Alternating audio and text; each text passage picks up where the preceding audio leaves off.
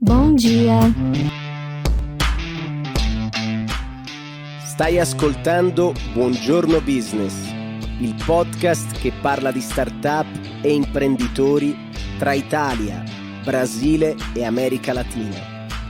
Buongiorno San Paolo e Italcam, Câmara de Comércio Italo-Brasileira de São Paulo, apresentam Infraparlare, o podcast das empresas empenhadas em construir as infraestruturas do futuro. Benvenuti a mais um Infraparlare, o nosso podcast do Buongiorno São Paulo e da Câmara de Comércio Italiana. Aqui estou com o Mamedi, bem-vindo. Tudo bom? Tudo de bem? Tudo Como bom? Nosso Infraparlare. Mais um né? Infraparlare que a gente está aqui participando. E hoje temos um novo convidado, uma nova convidada, Stella Testa, né? Bem-vinda, benvenuta. Muito obrigada pelo convite, é uma grande satisfação estar aqui com vocês e para falar de um tema que eu adoro, que é a infraestrutura. Isso. E mais do que isso, o saneamento. Exatamente, É isso mesmo. porque a Stella representa, né, hoje a Pieralisi, que é uma empresa italiana, né, e hoje falaremos de saneamento. Um dos nossos tópicos, né, da série são infraestruturas, logística, falamos de 5G, falamos de tantas coisas. Energia e muitos mais, né, tópicos que tivemos. Então, explique pra gente um pouco como que começa a história, né, digamos, resumida da Pieralisi, que tem também uma coisa engraçada, né, divertida, que você me contou antes de começar, porque antes do saneamento a Pieralisi fazia outras coisas. A Pieralisi, ela é uma multinacional italiana, ela é uma empresa de 130 anos. E ela começou no setor de extração de azeite de oliva. Então, ela fabricava máquinas para a planta completa para você extrair o azeite de oliva. Entre essas máquinas, o core dessa planta é o decanter centrífugo. O decanter centrífugo, ele é um separador. Então, ele separa dois produtos que você tenha. Bom, eu trabalhava numa empresa que trabalhava com esse equipamento aqui no Brasil. E eles não queriam mais estar na área de meio ambiente. Um amigo me indicou a Pieralisi. Eu fui até lá, conheci há 28 anos atrás e trouxemos primeiro como representante. A gente representava a Pieralisi aqui no Brasil. Nós pegamos a despoluição da Baía da Guanabara e a despoluição do rio Tietê. Eu acho que o Alessandro ainda não estava atuando no mercado, talvez o Mamedi conheça. Foram dois projetos muito importantes do BID e da Banca Mundial. Muito investimento. Para você ter uma ideia, nós vendemos quase 80 máquinas no primeiro e no segundo ano. Isso para equipamento, quem trabalha na área sabe que é impressionante, porque se você vender 3, 4, você está começando. Mas foi um boom, porque nós pegamos esses dois movimentos. Então, no terceiro, quarto ano, nós já estávamos aí com mais de 500 máquinas. Pieralisi veio e se instalou para montar a estrutura. Eu assumi a diretoria comercial e começamos a trabalhar no Brasil. Isto era só para dar uma explicada, né, para limpar, né, as águas. Então, são para as estações de tratamento de esgoto. A gente tem que lembrar que hoje, números de hoje, a gente só trata 50% da população brasileira tem o seu esgoto tratado. Isso quer dizer, de nós aqui, metade o esgoto não é tratado. Então, lá na época era menos, deviam ser 20%. E houve um grande avanço. Tanto São Paulo quanto Rio de Janeiro, muitas estações foram feitas e nós participamos de tudo isso. Foi um importante momento da infraestrutura no Brasil, da infraestrutura do saneamento no Brasil. E aí a Pieralisi de lá para cá vem crescendo muito e por uma coincidência do destino, há 10 anos atrás começou a ter as olivas no Brasil, porque a gente não trabalhava esse setor porque não tinha. Voltou também aquela primeira... E foi tão diferente porque no setor de infraestrutura, saneamento, é um tipo de apresentação da empresa. No setor de azeite de oliva, você visita a fazenda. Também é muito interessante, você come jabuticaba, bolo de milho com o cliente. Então, é uma situação muito diferenciada. Muito diferente. Então, hoje nós temos esses dois core business. Nós estamos no saneamento e estamos na produção de azeite de oliva, equipamentos para azeite de oliva. Muito bom. Um belo mercado. Stella, você comentou aí, né, agora mesmo, né, que praticamente aí metade, né, da população não tem um saneamento básico, não está preparado para isso. Mas também, recentemente, o governo aí federal lançou um novo marco regulatório para o setor. Tá? Como é que isso está evoluindo? Tá? Esse marco realmente é bom?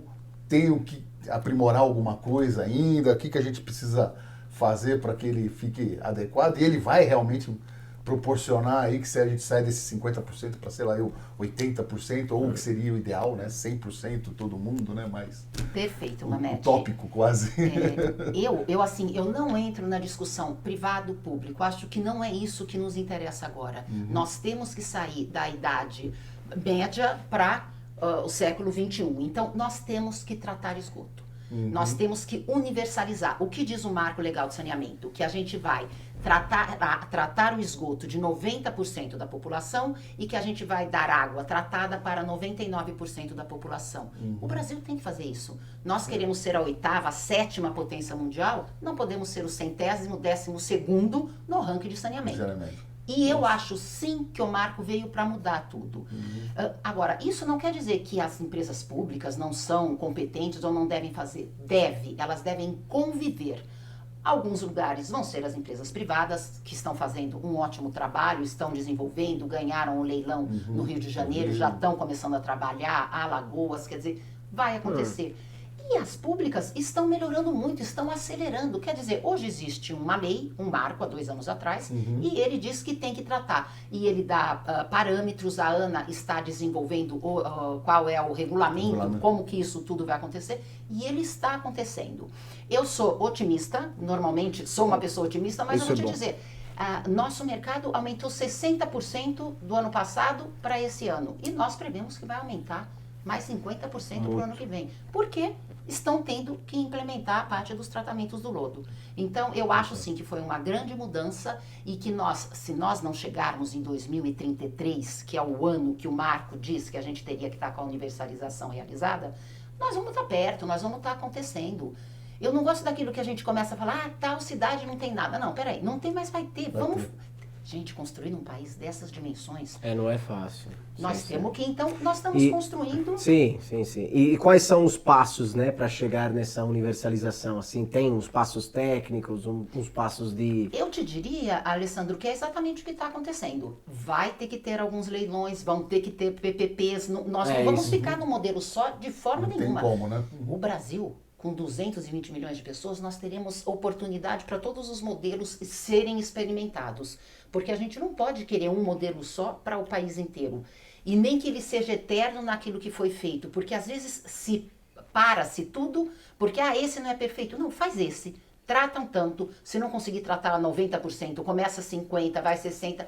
O importante é que esses passos que estão sendo dados não parem em função. Eu tenho medo de, vamos dizer, muda-se o governo, será que vai mudar? Eu espero que não. Eu acho que o marco é uma vontade de todo mundo sabe que o Brasil precisa disso, então nós vamos em frente nos diversos modelos que tem. PPP, privatização, leilão, naquilo que for possível naquele momento. E a gente observa, Stella, assim, que há muita perda também de água, principalmente no processo, né? Hoje mesmo, por exemplo, eu estava ali indo para o escritório, passando ali na Vila Olímpia, tinha ali um chafariz ali, saindo de um bueiro ali, água para tudo quanto é lado. Eu, assim, meu Deus, rio, né? Que loucura, né? Não tem ninguém ali tampando aquilo, vedando aquele problema e tal.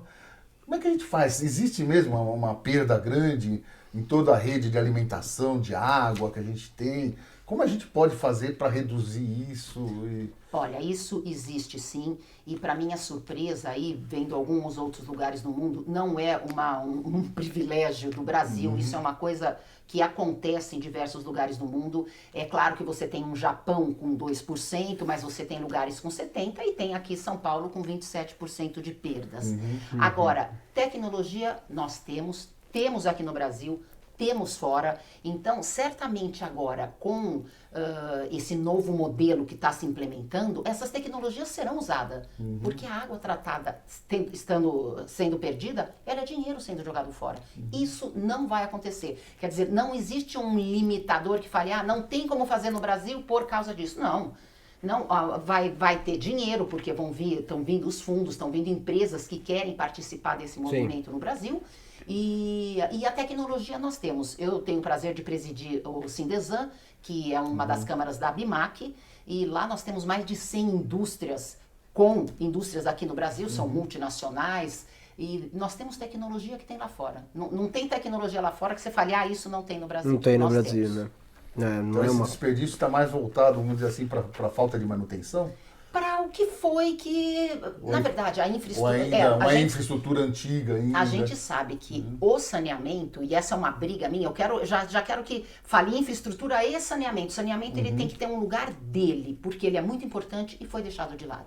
Então, esse momento é o momento do saneamento chegar no nível que o resto do Brasil está. O Brasil...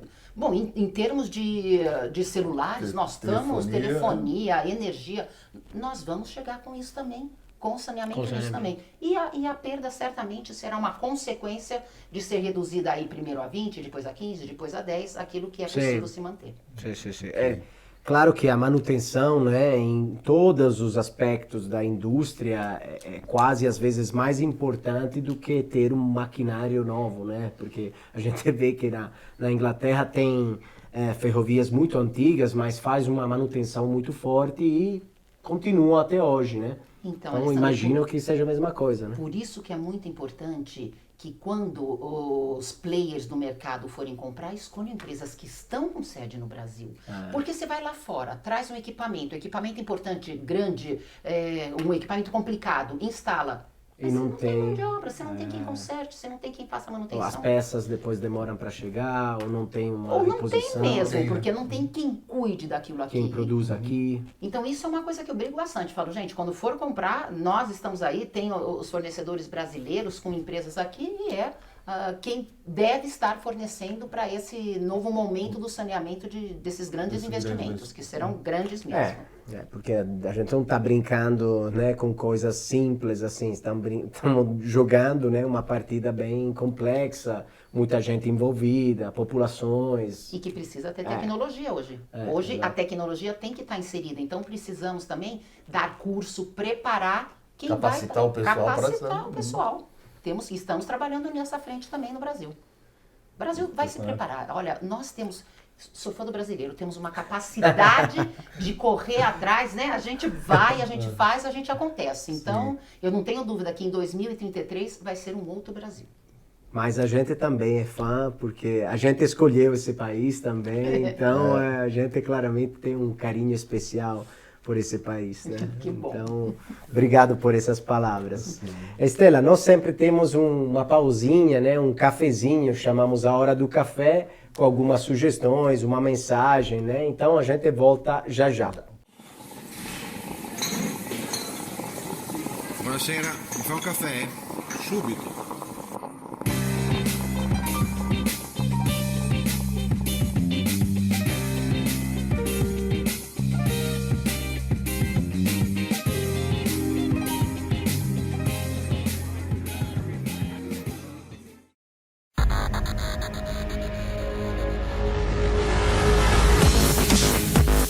Presente no Brasil há 19 anos e com quase 2.000 máquinas do grupo instaladas em território nacional, a Pieralise do Brasil é única no país com infraestrutura e mão de obra especializada nos padrões de nossa matriz na Itália, capaz de atender com rapidez, segurança e eficiência a necessidade de assistência técnica de cada cliente. A Pieralise do Brasil está localizada em Louveira, próxima a grandes polos de desenvolvimento econômico do país. A menos de 60 quilômetros de São Paulo e a 20 quilômetros do aeroporto de Viracopos, em Campinas. Além disso, oferece contratos de manutenção personalizados, manutenções preventivas e corretivas, reformas completas de decanters e centrífugas, treinamentos de manutenção e operação, visitas de inspeção e avaliação.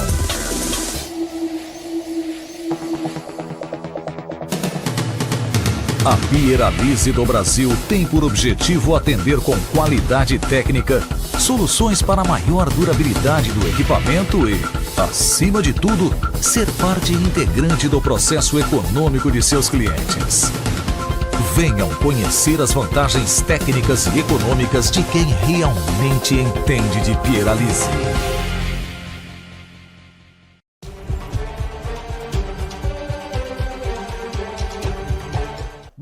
voltamos da nossa hora do café tradicional. Estamos aqui com a Estela Testa, da Pieralisi, o Mamed, como sempre.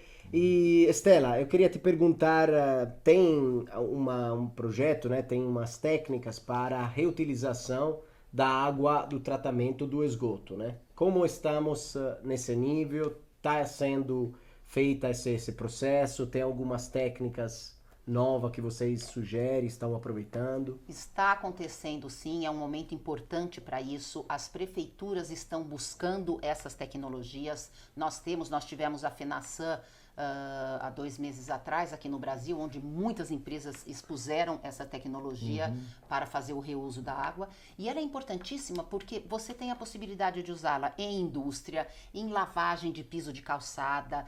Ela tem muita utilização e que você poupa uma água que pode ser transformada em água potável. Então, esse balanço, ele vai ser muito importante. A ONU, ela estima que em 2030 o mundo vai precisar de 40% a mais de água comparado aos dias de hoje. Percebe, Alessandro, como vai ter uma necessidade da gente de ver novas maneiras de utilizar. E a tecnologia nós já temos, tem o Aquapolo que já funciona assim, e estão nascendo muitas prefeituras que estão começando a estudar para implementar isso nos próximos anos. Inclusive essa é uma força, deixa eu dizer, né, que a Europa sempre teve, né, de reaproveitar. A Itália também, muita reciclagem, reutilização de energia, de água, às vezes... Aqui é mais difícil, mas está acontecendo. Agora acho que o caminho é sem volta. Eu não sei se, Alessandro, aqui é mais difícil ou aqui a gente acabou precisando menos porque temos mais recursos. Mas é precisar que a gente já faz. E hoje eu vejo já que tem muitos acontecendo. Eu acho que em questão de 4 anos aí, nós vamos ter uma quantidade de reuso para alcançar pelo menos 20% desses 40% que a ONU estimou que vamos precisar mais de água. Perfeito. Esse lado de tecnologia, inovação é muito forte e tal. E até aproveitando, né, a Pieralisi como empresa italiana, brasileira, tá? Como vocês estão? Tem muita coisa assim ainda, vamos dizer assim, na Itália ou na Europa que pode ser trazida para cá ainda como inovação, tá? Ou a gente não está deixando um descompasso muito grande, tá? Já fazendo as coisas quase que online, vamos dizer assim. Mamed, eu acho que assim, agora tem uma corrida, né? Porque a questão energética, ela virou um problema quase que no mundo, né? Quer dizer, o custo dela hoje é um problema para qualquer balanço aí de qualquer empresa. Então, como o custo de energia hoje é um problema no mundo inteiro, e o Brasil não é exceção, então as empresas estão tendo que investir para poder ter um consumo menor de energia e uma performance melhor de equipamentos. Então, se antes nós estávamos 10 anos atrasado, 15 anos atrasado, hoje nós estamos 5, porque nós estamos tendo que fazer uma corrida. E em pouco tempo nós chegaremos lá, porque hoje o consumo que você está tendo, ele é uma das principais linhas no balanço de uma empresa. Então você tem que correr para ter esse consumo diminuído, ter motores de alta performance, equipamentos de alta performance para poder fechar o balanço. Então eu acredito que esses 4, 5 anos que nós temos aí de diferença, ele vai ser reduzido muito rapidamente. Muito bom, importante isso. Bom, e aí já dentro dessa linha assim de tecnologia, inovação, tá? O mundo hoje se fala muito no tal do ESG, né? Da questões aí ambientais, sociais, governança, tá? Extremamente importante, está na agenda 2030, em geral, tá todo mundo pensando nisso. A própria Câmara Italiana, né, Italcano, trabalha dentro desse conceito, né, dessa estrutura do ESG. Tá? E a gente tem trabalhado com todas as empresas. A gente tem que perguntar para todo mundo como é que está a situação, como é que está. E vocês, como é que estão atuando dentro desse novo perfil, vamos dizer assim, desse novo cenário, tá, do ESG? Eu sou uma apaixonada pelo ESG, porque eu acho assim, nós temos que ter as indústrias, temos que ter o lucro, mas nós temos que deixar o nosso mundo sustentável para as próximas gerações que vêm. E o ESG, ele permite um agasalho para isso tudo, quer dizer, os colaboradores estarem numa situação mais confortáveis dentro das empresas, as empresas não estarem destruindo ou trazendo problemas para o meio ambiente. Então eu considero o tema do ESG, quando eu comecei a conhecer ele, já me encantei. Hoje sou até escritora junto com um grupo de pessoas, nós escrevemos um livro sobre o ESG, a experiência em cada empresa, e isso é muito bacana porque você vê todo mundo o que está fazendo. Nós dentro da Pieralise, o meio ambiente, bom, ele está na nossa veia, no nosso DNA. Sim. Eu estou sempre olhando os rios, vendo como isso está, onde pode ter lodo sendo descartado em rio, aonde a gente pode levar nossa tecnologia que vá evitar com que aquilo aconteça. Que eu acho que rio limpo é vida, né? Isso, para qualquer cidade, você tem que ter o seu rio limpo. Então, o E é algo que está muito incutido na gente. O S, nós tivemos o prazer de ganhar um prêmio agora na FENASAM, um prêmio da ESABESP, reconhecido pela Academia Steinbenz na Alemanha. É um prêmio ESG e nosso foco era o S, porque a gente fez muito trabalho interno para os colaboradores e acho que a gente alcançou muita coisa positiva. Hoje a gente recebe muito, ou por WhatsApp, ou por LinkedIn, falando, gostaria de trabalhar nessa empresa, que bacana que essa empresa faz isso. Então, é muito gratificante, né? Porque são pessoas e ter esse reconhecimento é uma coisa muito gostosa. E o G da governança, nós há 4 anos atrás fomos adquiridos por um fundo de investimento, a Dea Agostinho, que é um dos maiores italianos. E, bom, governança, quando você trabalha com fundo, é o pilar principal. E imediatamente nós começamos a implementar, inclusive fizemos um pequeno conselho por alguns anos para a gente poder se moldar, porque partir de uma empresa familiar para uma empresa de um fundo de investimento, você tem que fazer adequações na maneira que se reporta, etc. Sim. Toda a estrutura de compliance, né? Que tem que ser tudo que você tem que adaptar, e fizemos isso nesses últimos 4 anos, então vivemos isso ardentemente e foi muito bom. Deixamos a empresa no que era necessário para estar com esse relacionamento com o fundo. Então, o ESG é algo que eu acho que é algo que traz o bem para um momento de um mundo tão complexo, sabe? Sim. Isso é verdade. Inclusive, né, foi muito bom ter falado disso, né, Mamed, porque realmente a gente descobriu um pouco como as empresas estão atuando. Estão atualizando os programas, os projetos, e realmente são questões muito complexas, né, do nosso mundo, assim, muito concretas. Por ser um tema ainda, de certa forma, novo, né? Sim. Vamos dizer assim, uns estão mais ainda no ambiental, né? Estão muito forte, outros já tinham trabalho no social já, e agora começaram mais para o ambiental e para a questão da governança e tal, mas você sente que todos estão se preocupando com isso e todos estão buscando a atuação em todos os pontos do ESG. Era isso que eu ia falar, pontos. porque o ESG, quando a gente fala ESG, não é que são 3, não. São quase 3 milhões, porque o E são diversas coisas. Na sua empresa você tem que ver reciclagem, na minha empresa eu tenho que ver a parte de água, ele tem que ver a parte de ar. Quer dizer, ela não é nem igual para todas as empresas. Ela é multifuncional, transversal, e cada um deles, tanto o E quanto o S quanto o G, ele tem que ser feito para aquela empresa. Então tem que ser a pessoa que conhece a empresa com alguém que entende do ESG para poder caminhar junto e buscar resultados positivos, que né? no fundo reflete até depois na vida pessoal de cada um também, né? Porque cada um começa a ter um vivenciamento, né, nesse setor, que acaba falando, eu preciso levar alguma coisa disso para é isso mesmo. Para meus filhos, né, para frente, né? É verdade. Bom, Stella, nós temos sempre, no final das nossas entrevistas, né, nós temos sempre a mesma pergunta para todos. Já está acabando? Hoje fugiu, né? Correu muito rápido. Bom. Então, assim, nós perguntamos sempre, né, pegamos essa frase, que é uma frase marqueteira, né, do mundo de marketing brasileiro, inclusive, mas que cabe muito bem com esse mundo ítalo-brasileiro, italiano, né? Você sabe, todos os caminhos levam para Roma, né? Então nós queremos saber qual é a sua Roma, ou seja, o seu norte, a sua missão, o seu propósito dentro da Pieralise, claramente, até como Stella, né? Pessoa física, né? Pessoal. Então, qual é a sua Roma? Olha, eu acho que a nossa vida ela é uma só, a gente não consegue dividir. Eu sou Isso. só isso no trabalho, só. Eu tenho um propósito, eu gosto de cuidar das pessoas e de cuidar do meio ambiente. Então, são duas coisas que estão no meu propósito de vida. E no meu trabalho, até porque a gente vai entrelaçando as coisas. Eu escolhi esse trabalho porque tem esses propósitos. E aí, quando eu penso que eu trabalho com rio limpo, com deixar a natureza sem contaminantes, puxa, tudo isso é o que eu quero fazer. Sim. Isso eu deixo um mundo melhor para o meu filho. É isso que a Pieralise faz. Quando nós estamos tratando os lodos em todas as estações de indústria, estações de esgoto, estações de água, a gente não está permitindo que aquilo seja jogado no rio, a gente está dando um outro destino para aquilo. Então, estou tratando do meio ambiente.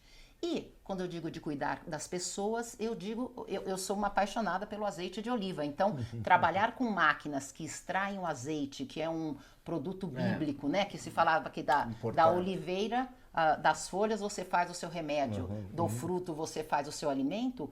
Para mim é um grande prazer. E contar isso para que os brasileiros saibam que produto bom é aquele que os meus clientes estão fornecendo. Então, o meu propósito está muito entrelaçado com o meu trabalho. Minha vida, meu trabalho estão muito em linha. E isso é muito bom. Lindo.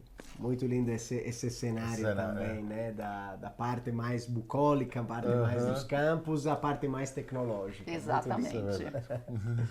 Bom, grazie Stella por ter participado ao nosso Infraparlare, né?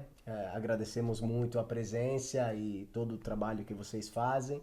Mamede, obrigado. Se quiser mandar... Não, quero também mais uma vez agradecer aqui primeiro a Stella, a nossa companheira de diretoria lá do Coinfra também, na Italcan, tá? Pedir aí os nossos amigos todos, olha, entrem nas redes sociais, acessem as redes lá da Câmara Italiana, participem, venham contribuir, tá? É muito importante a participação de todos, não? Sim.